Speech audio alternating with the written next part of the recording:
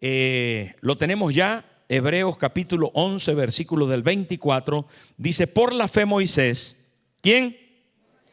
Hecho ya grande, rehusó llamarse hijo de la hija de Faraón, escogiendo antes ser maltratado con el pueblo de Dios, que gozar de los deleites temporales del pecado, teniendo por mayores riquezas el vituperio de Cristo que los tesoros de los egipcios, porque tenía puesta la mirada en el galardón. ¡Wow! Qué bonito pasaje. Hermano, no se sabe con exactitud quién escribió el libro de los Hebreos, pero evidentemente quien fuera estaba inspirado por el Espíritu Santo, y el libro, la epístola a los Hebreos, se recoge en el canon de las Escrituras como uno de los libros inspirados. Hay quien se lo achaca al apóstol Pablo, y es muy probable. Hay quien dice que fue Apolos, pudiera ser, pero fuera quien fuera, desde luego, la epístola a los Hebreos engrandece a Cristo por encima de los ángeles, del sacerdocio, de los profetas, por encima de toda la ley del Antiguo Testamento, y se levanta para hacernos saber que no solamente Cristo es el centro de las Escrituras, sino el más importante, el único Señor y Salvador, suficiente dueño absoluto de nuestra vida. Quiero decir con todo esto que el Señor Jesucristo sigue siendo el centro, y el escritor le dice a los hebreos que tenían tanta carga del judaísmo, les dice: Cristo es primero, Cristo es superior, Cristo es mejor.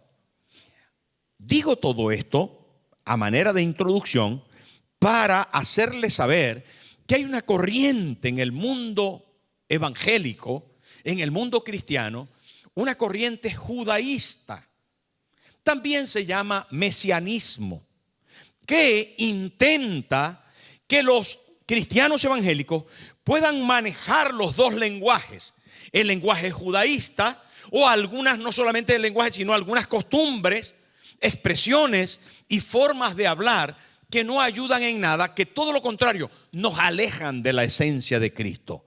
Cuidado, la bandera de Israel, los símbolos patrios, también algunos pues tienen el arca con los querubines y toda esa cosa, y algunos pues tocan el shofar. Yo tengo en mi oficina un shofar y tengo un recuerdo de Israel. Pero cuidado con todo eso dentro del culto, porque nos aleja de la esencia cristiana. También nuestro lenguaje de que si el eterno, el Abba, el no sé cuánto, el arropar el púlpito con un talí, y algunos se ponen el talí encima, y las hermanas se ponen velo y comienzan a dejarse la falda larga y a hacer danzas hebreas y todo esto, y se trasladan al tiempo del judaísmo, ignorando que la epístola a los Hebreos, inspirada por Dios, y en Gálatas y en Efesios, el apóstol Pablo también nos recuerda que la libertad está en Jesucristo el Señor, quien nos hizo entrar en el tiempo de la gracia,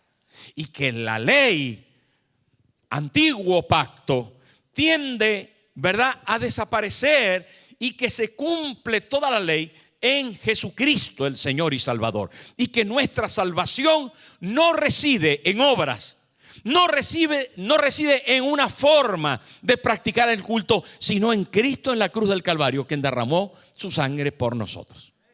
Amén.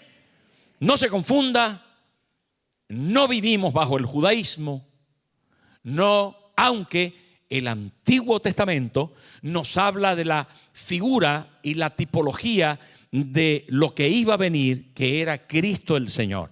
Pero ahí vemos reflejado, al hablar de Moisés, como nos hemos propuesto esta mañana, ahí vemos reflejado a Jesús. Y aún Él tenía la esperanza puesta en ese poderoso Cristo, como nos lo acabamos de leer aquí en la epístola a los Hebreos. Quiero decir con todo esto que la vida de Moisés es emocionante, dolorosa, increíble, apasionante, y muchísimos adjetivos que podemos aplicarle a una vida que pasó desde los peligros del Nilo cuando estaba bebé a ser el hombre más manso sobre la tierra, que pasó desde los placeres y profundas pasiones que podían haber en el palacio real del faraón a la búsqueda de Dios, allí en la soledad, encontrándose con la antorcha encendida y la palabra de Dios diciéndole: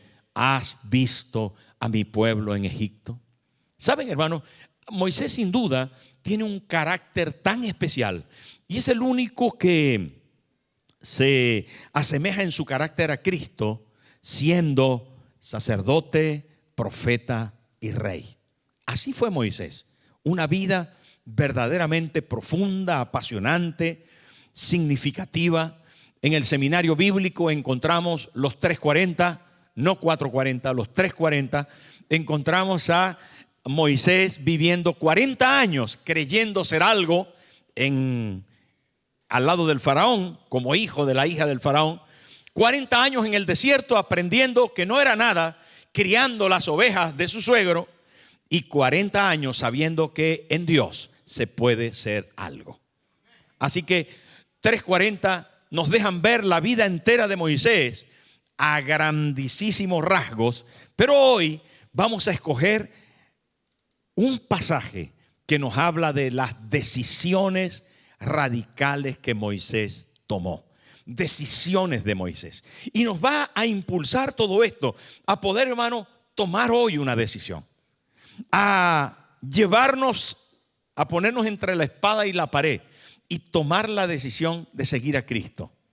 Eso es el propósito de la palabra esta mañana. Y estoy convencido que a medida que usted escuche, se va a dar cuenta que si alguien como Moisés lo pudo hacer, el Espíritu Santo nos capacitará a nosotros para que en el día de hoy, en cada paso de nuestro diario vivir, podamos decir: quiero vivir para Cristo. Eso merecía un aplauso. Quiero vivir para Cristo. Y por eso lo celebro. Por eso lo celebro. Hermano, definitivamente, cuando hablamos del versículo 24 de este capítulo, dice: por la fe Moisés, hecho ya grande. Llegó un momento en la vida de Moisés y aparece cuando tenía 40 años. Hecho ya grande. Pero esto me suena, como la Biblia es tan poética y es tan simbólica también y tiene tanto contenido, cuando dice la Biblia hecho ya grande, fíjate, dice hecho ya grande. ¿Grande cómo? ¿Alto? ¿Fuerte? No. Hecho ya grande, ¿qué? ¿De 40 años? Pues un poco, pero también maduro, en la plenitud de su carácter, en la plenitud de su vida, con la fuerza y la determinación de un equilibrio emocional, con la capacidad de poder decidir en su madurez. Tenía, como les digo, 40 años, pero durante los 40 años había estado en el palacio real. Había estado al lado de Faraón, hijo de la hija de Faraón. La Biblia no nos narra su juventud, y así que nosotros no nos vamos a ocupar en decir lo que la Biblia no dice, pero sí nos vamos a ocupar en lo que dice. Y aquí dice hecho ya grande. Hecho ya grande. Había crecido como un egipcio. Había crecido y se había estudiado los jeroglíficos. Y se había estudiado la astronomía.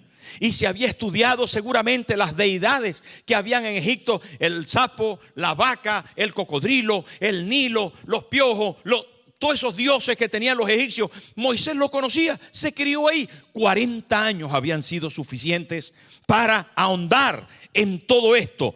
Pero dice también la epístola en Hechos de los Apóstoles, el escritor Lucas dice que era poderoso en palabras y en obras. Wow, esto es muy significativo por la sencilla razón de que Moisés era poderoso en palabras. ¿Qué quiere decir esto? Que portaba una sabiduría profunda. Había sido enseñado allí en el palacio real con los grandes sabios, filósofos, estudiosos del momento. Dese cuenta que estamos hablando, cuando hablamos de Egipto en este tiempo, hablamos de la primera potencia mundial. Hoy podíamos reírnos de aquella sabiduría que tenían, pero en aquel entonces era lo máximo. Los egipcios todavía no se sabe cómo alinearon las pirámides. No sé si usted escuchó alguna vez algún comentario acerca de cuando las piedras hablan, los hombres tiemblan.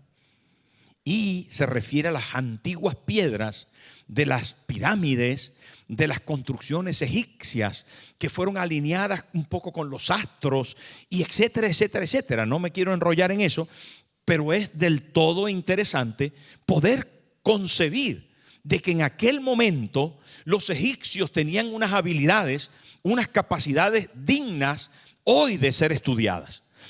El sistema del alfabeto egipcio, el sistema de símbolos y figuras sigue siendo hoy notablemente importante. Tuve la oportunidad de ir con la pastora a Egipto y nos fuimos al Museo del Cairo, y allí, hermano, hay vestigios no solo de la sabiduría, del adelanto que tenían en su momento, sino también de las riquezas que portaba el imperio egipcio. Vimos el carro de Tutankamón, de oro. Tenían un carro tirado por caballos, claro, de oro entero, de oro macizo. Está ahí en el Cairo, lo vimos. ¿Y saben qué? Su jabalina, su flecha, su tal, su arco, su espada, no sé qué, todo con puñal de oro. Lujo, pero también muy buenos diseños, arte. ¿Quién no va a saber que los jeroglíficos son bonitos? Solamente que todo estaba mezclado con una simbología idolátrica. Tenga cuidado, paréntesis. Una vez, una tía de estas que tengo algunas tías especiales, y una tía mía fue con su novio a Egipto. Y yo no sé cómo, yo le caí en gracia y nos trajo a Moreira y a mí, nos trajo un pergamino pintado de egipcio. Una señora con alas así extendidas y unos adorados, tal.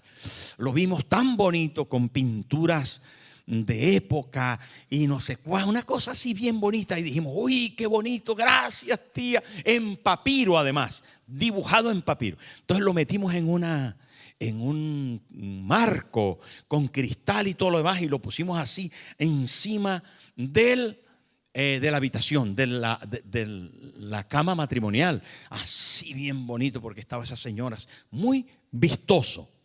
El caso es que no nos dejó dormir eso. ¿Por qué? Porque se mezclaba todo con la idolatría. Eso es una historia más larga que esta que les estoy contando. Si usted tiene eso, sáquelo de su casa. ¿Sabe por qué? Repito, porque Egipto estaba imbuido en una idolatría ancestral peligrosa, donde se mezclaba el espiritismo, el ocultismo, donde se mezclaban cosas feas. Acuérdese que trabajaban con la muerte. Había un sistema, hermano, de momificación, y adoraban a los muertos. Y había un mundo oscuro muy potente. Allí se crió Moisés. Entre la opulencia de las riquezas, la sabiduría del momento de los profesores, sabios, adivinos, hechiceros, y también entre ese mundo oscuro que Egipto vivía. En medio de todo eso, 40 años estuvo Moisés en el palacio. Con todo esto, ¿qué les quiero decir? Que en ese tiempo, cuando Moisés tenía 40 años y que era una persona especial, digo otra vez, educado, era el hijo de Termutis, la hija del faraón, y se cree que era el único hijo que tenía Termutis. Pero además, la historia dice que en ese momento Faraón no tenía hijos varones, y que pudo haber sido que Moisés llegara a heredar el trono de Egipto siendo Faraón. No obstante, él prefirió otra cosa. Quiero decir que la notable habilidad de Moisés queda patente en las Escrituras. Queda patente porque Moisés, hermano, legisló a Israel. Moisés dirigió a un pueblo de casi 2 millones de personas por el desierto. Moisés, queridos hermanos, deja además patente el hecho de que era una persona destacable cuando escribe pasando el mar, escribe una canción y comienzan a cantar el cántico de Moisés. Caballo y jinete echó a la mar. ¿Quién no se acuerda de eso? Si lo hemos danzado aquí un montón de veces. La cosa es que también escribió el Salmo 90. Sí, otro de los salmos que no todos los escribió David, sino también fue Moisés. Él fue usado por el Espíritu Santo para escribir poesías y canciones. Hermano, qué tremendo. Pero Moisés no solamente era todo esto, sino que fue un profeta, fue un sacerdote y fue un rey. Rey en Israel. Él gobernó, profetizó para el pueblo de Israel y profetizó cosas tan extraordinarias. Dijo, por ejemplo, entre sus profecías: llegará el tiempo en que todo Israel será profeta. ¿Saben por qué? Estaba profetizando el advenimiento del Espíritu Santo sobre la iglesia. Esto es espectacular. Y lo dijo Moisés, usado por el Espíritu Santo para profetizar. Pero ¿por qué dije que era sacerdote? Moisés se presentó delante de Dios en favor del pueblo. Y no lo hizo una vez. Subió al monte Sinaí y allí estableció una relación con Dios en favor de Israel. Por lo tanto, hermanos, cuando hablamos de Moisés, no estamos hablando de un vil y menospreciado. Sí, ya lo sé, que hemos repetido una y otra vez que Dios escogió lo vil y menospreciado para avergonzar a lo sabio y a lo entendido. Porque lo dice la palabra. Pero en este caso, y de forma especial, Moisés no era cualquier persona. Moisés era un sabio, era un entendido, era un preparado, era una persona educada, era una persona con habilidades claras y definidas en favor de un pueblo, y Dios también lo escogió. ¿Sabe por qué? Porque entre nosotros, hermanos, no todos somos pobres. Hay algunos que tenemos ¿saben cómo dice mi pueblo? Real y medio. Hay algunos que tenemos aquí una monedita, pero otros tienen millones. Usted me dirá, pastor, ¿quién para pedirle prestado? No se lo voy a decir. No se lo voy a decir. Porque entre nosotros hay algunos que tienen millones. Hay algunos que tienen buenos trabajos, que tienen buenas nóminas, que tienen ahorros. Hay algunos que tienen sus casas propias, ya pagadas. Y hay otros que están buscando una casa para alquilar. No tienen nada. Hay algunos que están buscando trabajo, se quedaron sin trabajo. Y están, ¿me entiende? Lo que quiero decir, aquí somos un pueblo plural. Somos un pueblo, hermano, de todo tipo de personas. Aquí hay gente muy entendida y aquí hay gente nada entendida. Aquí hay profesionales, hay abogados, científicos, aquí hay médicos, ingenieros, arquitectos, albañiles, electricistas, amas de casa, gente muy importante. Pero ¿saben qué? En todo caso, Dios quiere usar nuestros talentos y nuestras habilidades, hermano, y nuestra grandeza. Dios no la borra, Él la dirige. Dios sencillamente, hermano, ¿sabe qué? No quita tu habilidad natural. No es reemplazada, solamente es dirigida. Y Él quiere utilizar lo que tú eres, lo bueno que tienes, lo hermoso que Él puso dentro de ti. Y en todos hay algo bueno y Dios quiere dirigirlo para favorecer a otros. No te preocupes, todos tienen algo positivo y Dios lo quiere usar. Y en este caso, Moisés tenía mucho y muy bonito, mucho especial, hermano. Pero Moisés decidió dejar su sociedad y unirse a un pueblo diferente. Wow, y cuando Moisés tomó la decisión, nos reta para que en esta mañana tomemos una decisión. Moisés decidió dejar lo que tenía. ¿Qué? ¿Tú estás loco? No, dijo Moisés, yo sé lo que hago. Hermano, impresionante. ¿Usted sabe lo que es dejar la casa real? Dejar de vivir en el palacio de Faraón. Usted sabe lo que, mire, fuimos, repito, con la pastora Moreiva y nos adentramos en algunos templos. Las columnas de los templos en Egipto, entre cuatro no las podemos abrazar. entre 4 personas. Una columna gigantesca de 20 metros de alto y un despliegue de columnas de casi 20 metros de alto, hermano.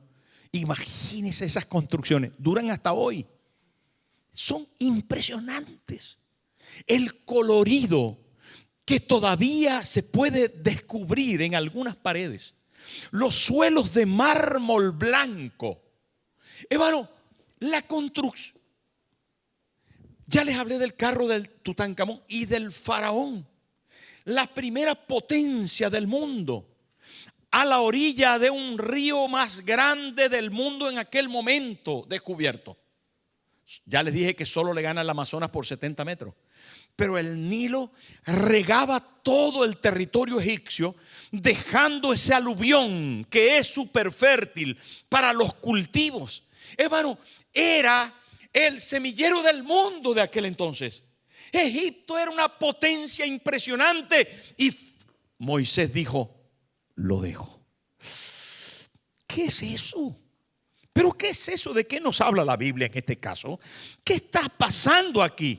Hermano, dejó conocidos, familia, a la noble mujer que decidió sacarlo del agua y criarlo en el palacio real.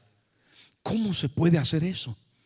¿Qué razones tendría Moisés para dejar la opulencia de las enormes columnas y los suelos de mármol, las vajillas de oro y el amor de una madrastra que le dio todo el cariño? ¿Qué le movió para tomar esa decisión? Amigos que durante 40 años le acompañaron, estuvieron con él, disfrutaron juntos de los tiempos de juventud, del vino mejor servido, de las camas cómodas que habían allí en el palacio y de las blancas y morenas que le soplaban con alguna palmera. ¿Saben, hermano? ¿Qué es esto? ¿Qué es esto de lo que nos habla Hebreos? ¿Qué dice? Que Moisés, hecho ya grande, rehusó llamarse hijo de la hija de Faraón. Hermano, para juntarse con un pueblo esclavo. Pero si el pueblo de Israel estaba haciendo ladrillos, pero si el pueblo de Israel eran unos nómadas que habían venido al territorio egipcio y que eran todos pastores, y los egipcios los rechazaban por ser pastores, porque olían a oveja. ¿Usted sabe lo que huele el rabo de una oveja? Feo.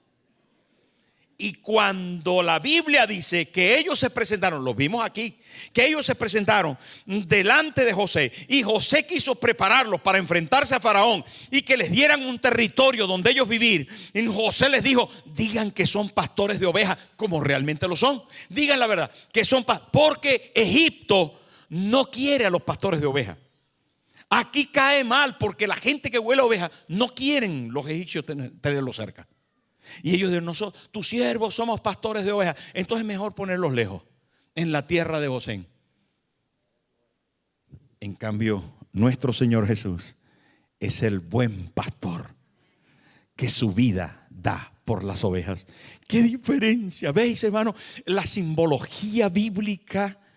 Pero allí está Moisés rechazando una cultura, entre comillas, adelantada, avanzada, moderna, riquezas, buen nombre, fama y fortuna, por unirse a un pueblo nómada, criador de ovejas, esclavos, sometidos y sojuzgados por el imperio. No solamente esclavos con cadenas en las manos, ya después de todo ese tiempo, esclavos con cadenas en el alma.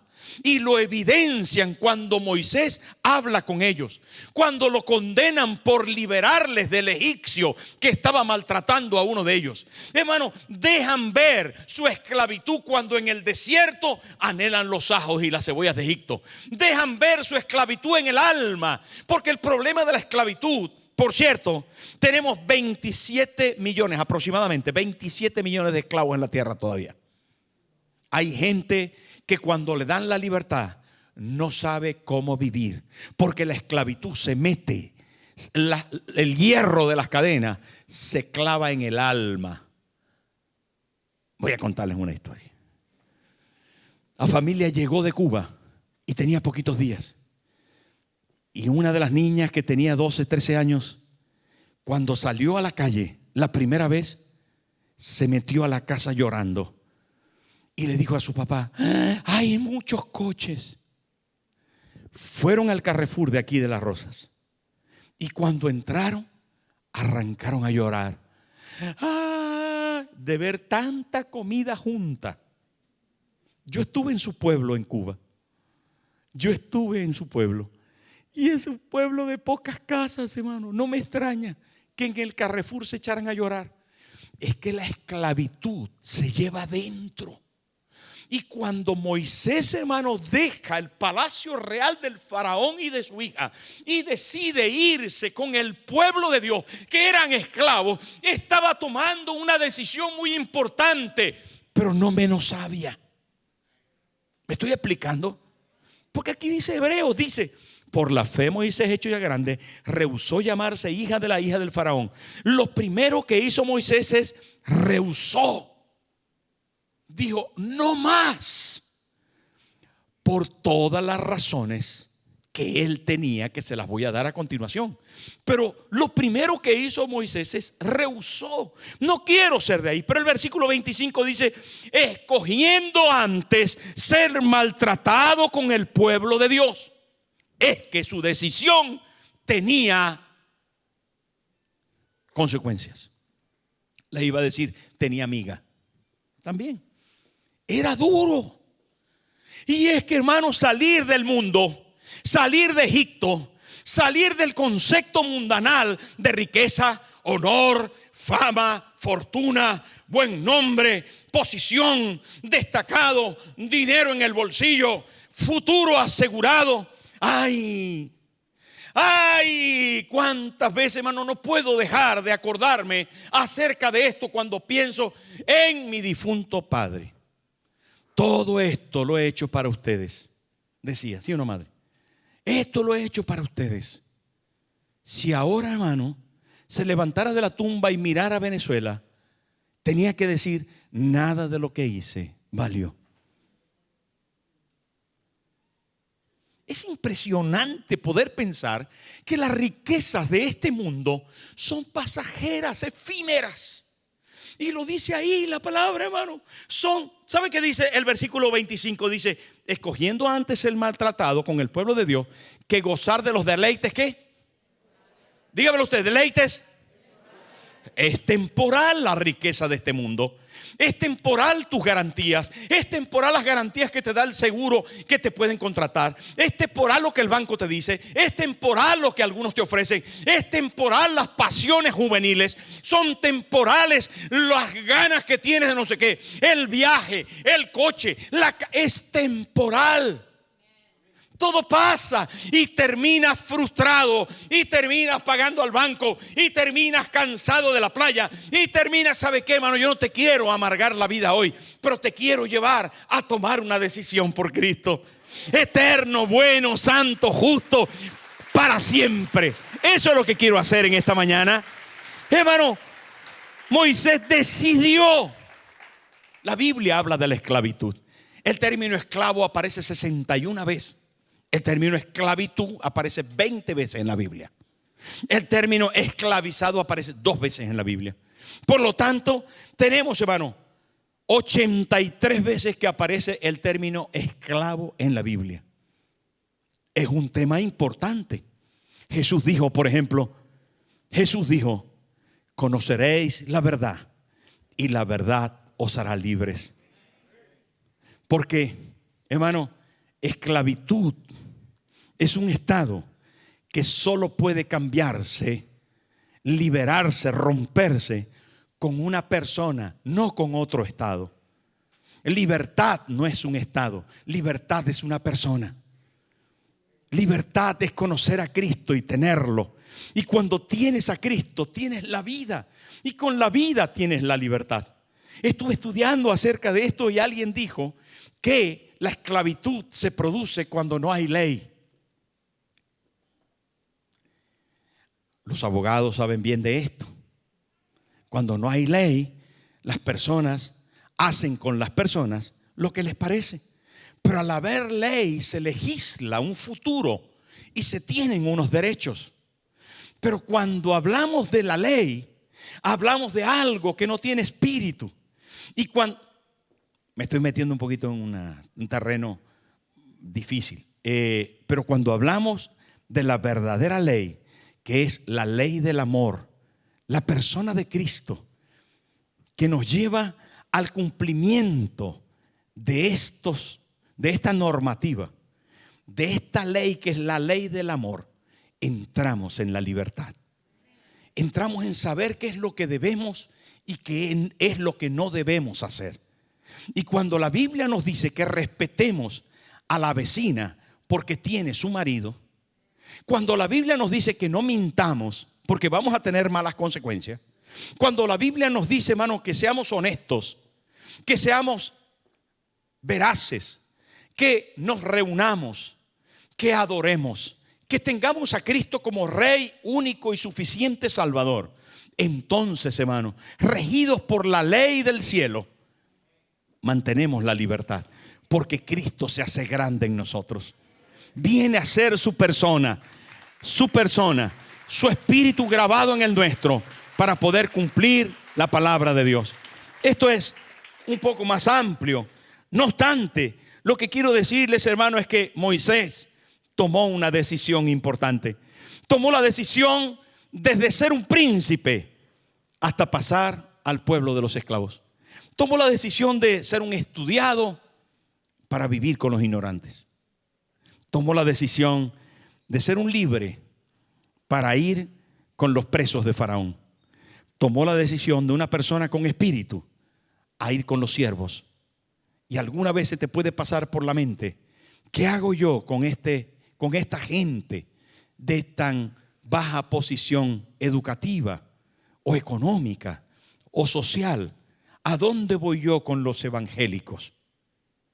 En mi pueblo, los evangélicos, no todos, pero la mayoría eran humildes, como usted y como yo. Y había gente que decía, no, es que los evangélicos son de chancletas. Eso mismo se le ocurrió pensar a algún ignorante de estos principios. Pero Moisés dijo, yo prefiero a los ignorantes porque son el pueblo de Dios. Esto es impresionante. Yo prefiero a los que son el pueblo de Dios sobre los que residen la promesa.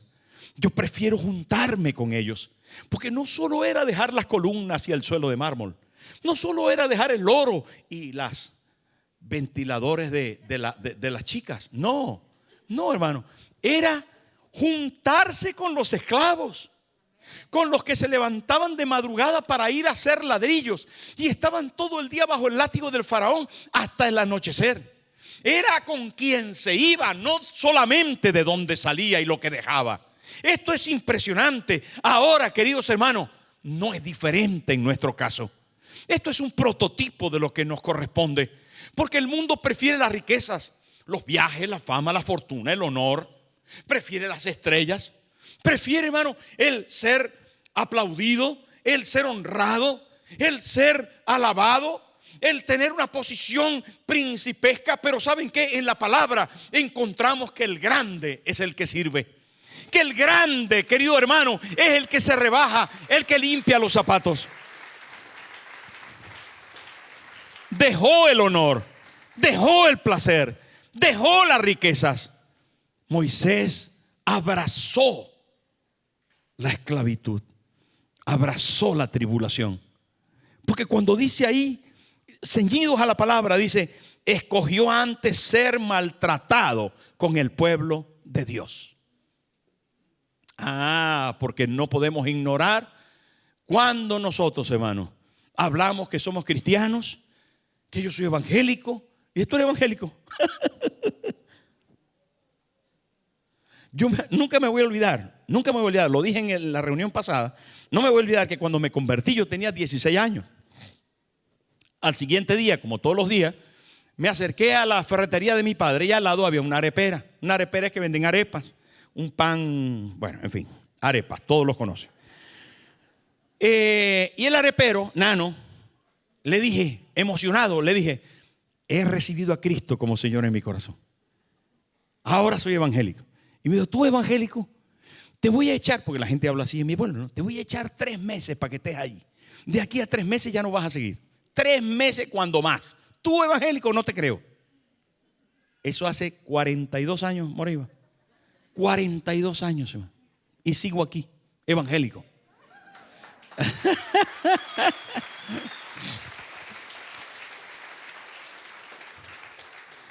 No sé si Nano vive. No sé si Nano vive. Ya la arepera no está ahí. Pero ¿saben qué, hermano? La gente se burla de los evangélicos. Evangélico, la gente se burla del cristiano. La gente y te llama santurrón y te llama no sé qué. Pero tú eres cristiano. Ay, y lo bueno que es fumar y lo bueno que es beber. Y yo que tengo 2 mujeres y no sé. ¿Sabe qué, hermano? La gente se burla. La gente se burla y te maltrata. Por eso allí habla del vituperio de Cristo. Es la contrariedad, la oposición, la desventura, la desgracia que en algún caso alguien tiene que vivir por causa de su elección. Pero hemos sido llamados a tomar una elección de vida, a saber qué es Egipto y saber qué es Israel, a conocer, hermano, lo que es el mundo y a ver a Cristo de cerca y tomar una decisión, cueste lo que cueste. Y ahí está Moisés diciendo, yo prefiero estar con el pueblo de Dios. Yo prefiero las promesas. ¿Dónde basó esto? Hermano, escúcheme, ¿dónde basó esta promesa? ¿Dónde basó esto para sufrir el vituperio? ¿Dónde podemos entender que Moisés tenía la mirada? Escúcheme, ya le dije que Moisés tenía unos recursos educativos importantes y que había sido bien formado. Lo corroboramos cuando hablamos del Pentateuco, que son los 5 primeros libros de la Biblia: Génesis, Éxodo, Levítico, Número y Deuteronomio. Fueron escritos por Moisés, inspirados por el Espíritu Santo. Pero en el libro de Génesis, escrito por Moisés, capítulo 3, versículo 15, dice lo siguiente: que hay un descendiente de la mujer, una simiente. Dice, y pondré enemistad entre ti y la mujer, y entre tu simiente y la simiente suya. Esta te herirá en la cabeza y tú le herirás en el calcañar. Está diciendo que vendría una simiente, que tendría un talón, que pisaría la cabeza de la serpiente. Moisés, hermano, desde el Génesis está previendo que vendría un hombre, que vendría una descendencia, que había en el futuro alguien que sería salvador, que sería, hermano, el vencedor contra la simiente de la serpiente, que la maldad sería vencida, que la esperanza se abriría en el futuro de un hombre que vendría para ser Señor y Salvador de la tierra. ¿Saben qué? Moisés no solo lo vio allí en el Génesis, lo vio en la vida de Abraham. En tu simiente serán benditas todas las familias de la tierra. Lo vio en Isaac, lo vio en Jacob, lo vio, hermano, en el libro de Génesis, diciendo que venía un hombre llamado el Señor, el Salvador, llamado la simiente prometida. Todo esto no solamente lo conocía Moisés a ciencia cierta, sino que él conocía que en Israel estaban depositadas las promesas de un porvenir mejor, de una esperanza de salvación para el mundo, que en Israel se había depositado una gloria que cambiaría el futuro de su pueblo. Y Moisés no solamente estaba dejando las columnas, el mármol y el oro, no solo estaba dejando las vanidades de Egipto, estaba apostando por un futuro mejor. Y la Biblia dice, hermano, la Biblia dice, hablando Jesús, voy pues a preparar lugar para vosotros, para que donde yo estoy, vosotros también estéis. Hay un futuro para la iglesia, hay un futuro para ti, para mí, que vamos a disfrutar. Moisés lo sabía, sufrió por causa de esto. Pero ¿por qué Moisés tomó la decisión? Sí, exactamente lo tomó por fe. No le movió el patriotismo. Algunos pudieran pensar, claro, es que era su madre verdadera y él estaba luchando por el pueblo porque tenía que levantar una bandera de Israel. No, hermano, no nos confundamos. Moisés no era más patriótico que creyente. No. Moisés era más creyente que patriótico. Moisés no era la fuerza de la sangre. Amram, su padre, y Jocabed, su madre, le tiraba porque la familia tira mucho. No, hermano, la Biblia dice por la fe. Por la fe. ¿Y saben qué fe? Confianza en Cristo. Confianza en Cristo. La Biblia dice claramente, dice, hermano, que Moisés seguramente se hartó de los dioses egipcios. La rana, el cocodrilo, el becerro, el águila, el halcón, el no sé qué, los pájaros y reptiles. Sabía que no iba a ningún lado. Sabía que no iba a ningún lado. Estaba harto de eso, hermano. ¿Sabe qué? Los dioses de este mundo no tienen ningún futuro. No, hermano, la estampita y el collalito, la tirita roja, tal, y el ojo que te libra del mal de ojo, hermano, no funciona. Moisés se dio cuenta y ¿saben qué dijo? Hay un futuro glorioso en Cristo. Por eso dice aquí la palabra, por eso dice, teniendo por mayores riquezas el vituperio de Cristo que los tesoros de los egipcios, porque tenía puesta la mirada en el galardón. No solamente, escúcheme, no solamente Moisés rehusó, sino que Moisés también escogió, pero además se enfocó. Él tuvo la visión clara de que el futuro tenía una garantía si estaba en Cristo.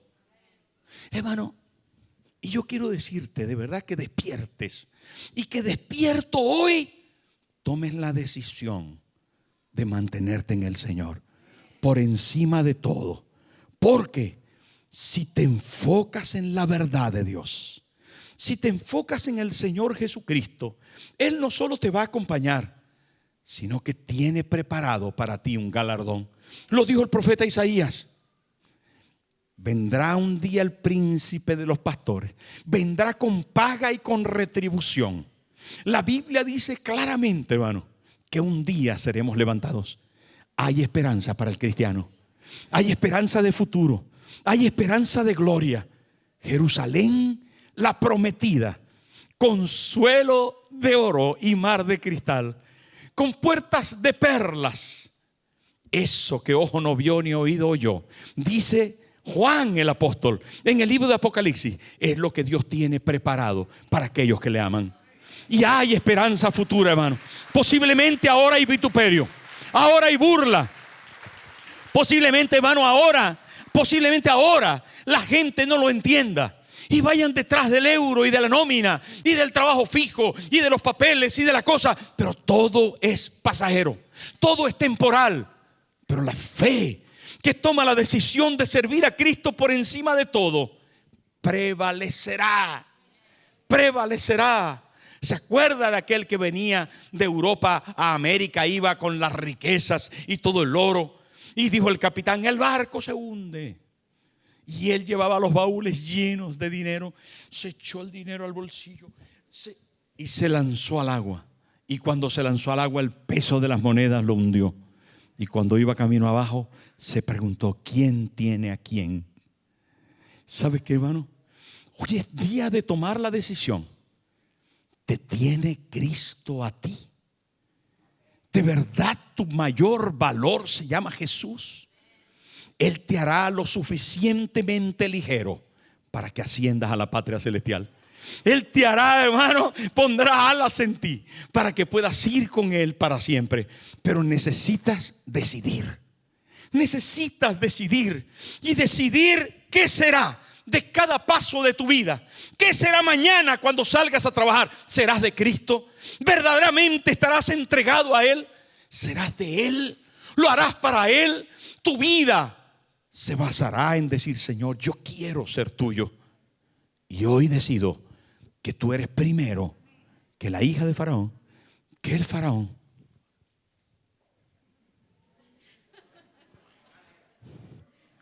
Tú eres primero, Señor. Y yo quiero ser como tú.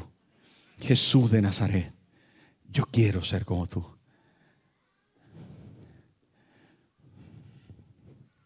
Dice que salió fuera del campamento para sufrir.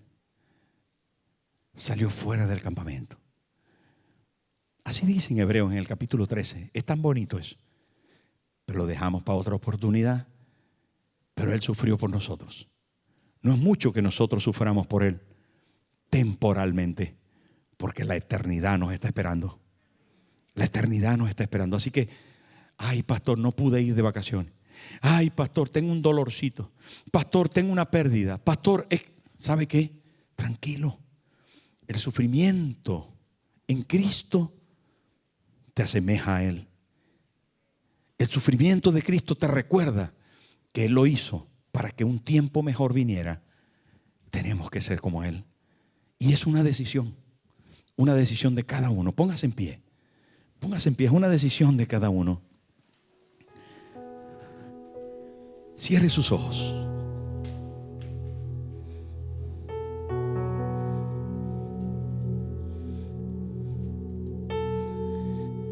Aquella tarde llegó temprano. Estaba llorando.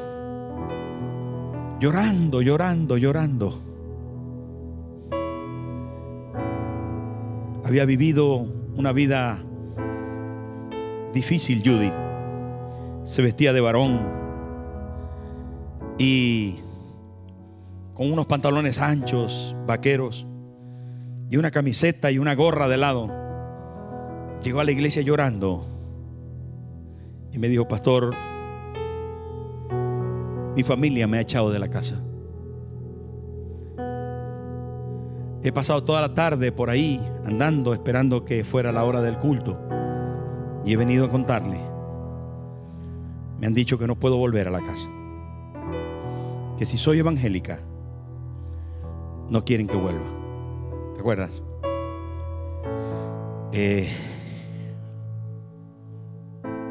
Judy comenzó a llorar y le dije: Judy, tener al Señor es lo mejor que nos puede pasar, pero también representa sufrir.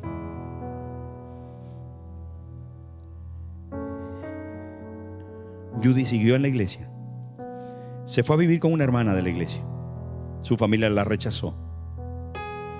Recuerdo que un día hicimos una pesca para invitar a personas y ella alquiló un camión y trajo el camión lleno de gente. Cerca de 60 personas en el cajón del camión para ganado. Metió la gente que invitó. Le puso una escalerilla para que bajaran. Judy sirvió al Señor con todo el corazón. ¿Saben, hermano? Servir a Dios, tener a Cristo como Señor y Salvador no es fácil.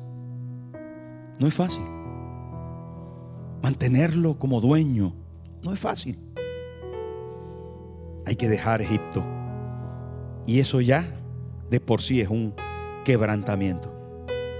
Pero encima hay que juntarse con los hermanos. Hay que juntarse con los hermanos. Y ese es otro quebrantamiento.